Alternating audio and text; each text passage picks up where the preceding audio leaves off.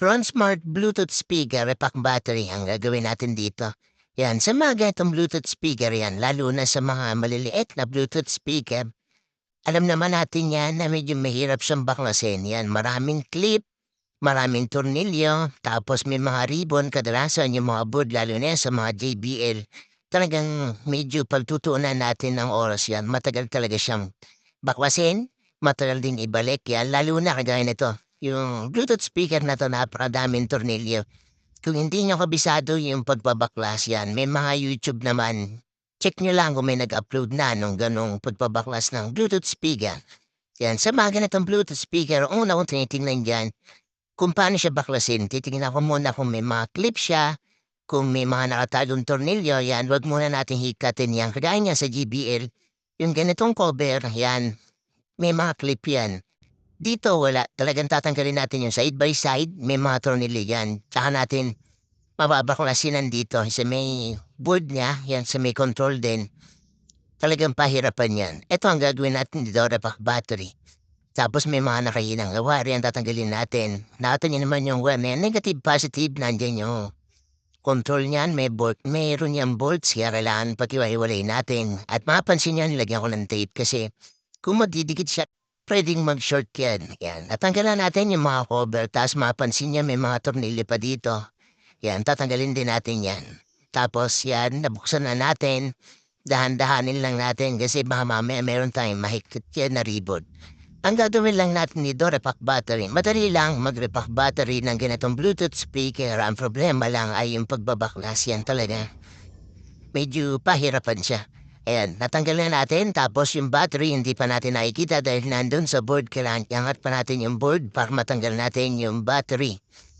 Sa mga Bluetooth speaker, iba-iba ang battery niyan. Depende kung anong volts yung setup niya. Kasi marami nag-i-inquire sa atin magkano yung repack ng Bluetooth speaker battery yan. Meron kasing battery na 1S lang yan, 4.2 volts o 3.7 volts ang nakalagay. Ito naman 2S yan, 2 series na battery, yan mapapansin natin. Sa connection naman ng battery para makita natin kung series o parallel lang. Yan. Pag series connection, negative-positive ang nakodek. Tapos ang output niya sa ibabaw ay positive-negative. Sa BMS, makikita rin natin yan kung 2S. Ito mapapansin nyo, yung BMS niya pang 2S yan. Dahil kung 1S lang yan, kung ang setup ng battery ay 1S 2P, yan.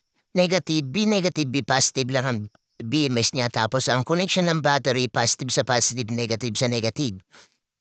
Ibang Bluetooth speaker, meron nakalagay na battery na 3S, yan, 12-volt setup. Kaya mas maganda kung mag-i-inquire kayo ng repack battery ng mga Bluetooth, mas maganda kung nabaklas nyo na yung battery o kaya send kayo ng picture, yung model ng Bluetooth speaker nyo. Ayan. At ito, balik tayo dito sa ginagawa natin. Nabaklasin natin yung battery, mapansin niya 2S yung setup. Tapos yung BMS na dati, ililipat natin yan. Ito napansin niya, meron na tayong nakagawa na 2S na battery. Yan. Hinangin natin yung BMS.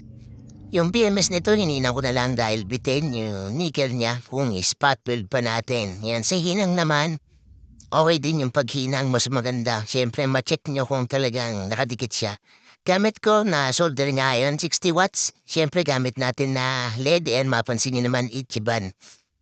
Sa mga ganyang LED, hindi nyo na kailangan na mahirap. Hindi siya mahirap ihinang. Yan, mas madali siyang ihinang yung mga LED na ganyan yung medyo may brand.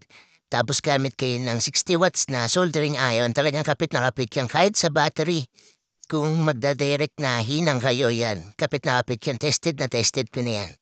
At ito, napansin niya na yan, balutan lang natin. Tapos, assemble na tayo. Yan.